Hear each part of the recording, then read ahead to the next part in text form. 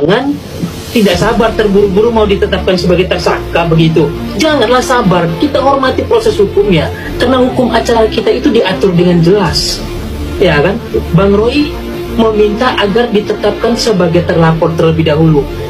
Tadi saya sempat menyimak wawancara Anda, Mas Roy. Anda bilang bahwa ada terlapor, tidak ada terlapornya. Ya, maksudnya itu gimana, Mas Roy? Ya, jadi gini, jadi kreditasi di malam hari ini di Sindo itu mestinya diubah dulu. Ya, karena apa? Karena dalam pemeriksaan saya tadi dan juga Dr. Viva, dalam surat undangan klarifikasi itu ternyata hanya ada pelapor, ada beberapa pasal, tapi terlapor tidak ditulis. Jadi karena terlapor tidak ditulis, maka saya tadi bertanya, ini rencana terlapornya siapa? Tulis sebagai saksi.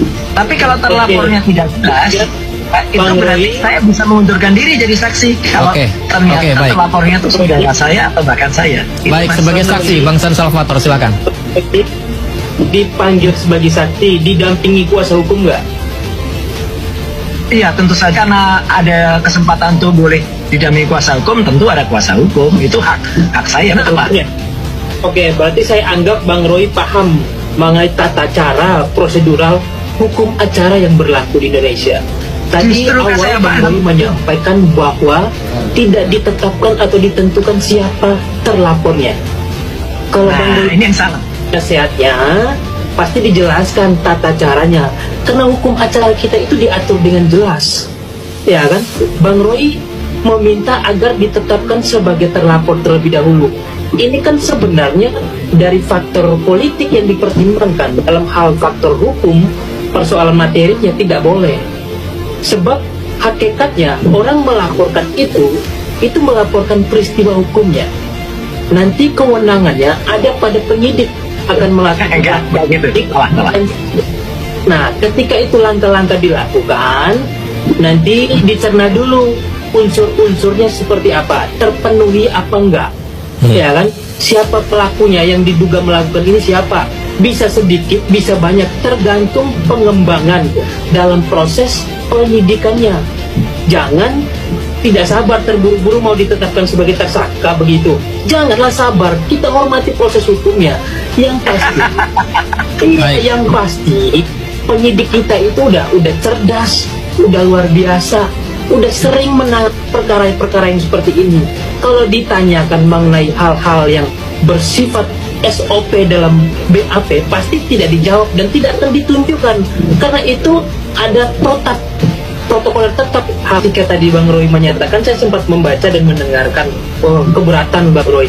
Ya silakan aja, Bang Roy juga mau dipanggil sebagai saksi tidak hadir juga dipersilakan kok. Itu haknya Bang Roy. Silakan, sah-sah saja.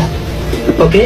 Namun perlu diingatkan, Mas Roy sabar, Bang Roy sabar, sebab proses hukum itu berjalan. Tadi kan Bang Roy menginginkan agar ditetapkan sebut saja pelapor.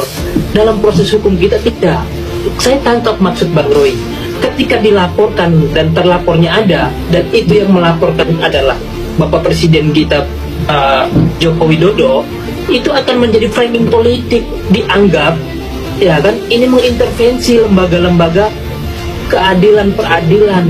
Nah, ini yang harus kita jaga. Untuk itu, poin yang mana yang penting agar tidak disebutkan sebagai terlapor siapa aja di situ, diserahkan kewenangan itu kepada penyidik agar tidak menjadi gonjang-ganjing lagi, tidak menjadi isu politik. Ini menjadi proses hukum yang berjalan sesuai undang dan koridornya.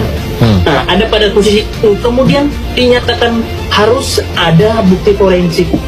Dalam sistem hukum kita ada 5 alat bukti. Itu tidak satu-satunya yang menunjukkan atau menetapkan seorang menjadi tersangka. Tidak, ada alat bukti yang lain. Misalnya tadi Bang Roy dipanggil sebagai saksi, itu juga menjadi bagian dari alat bukti.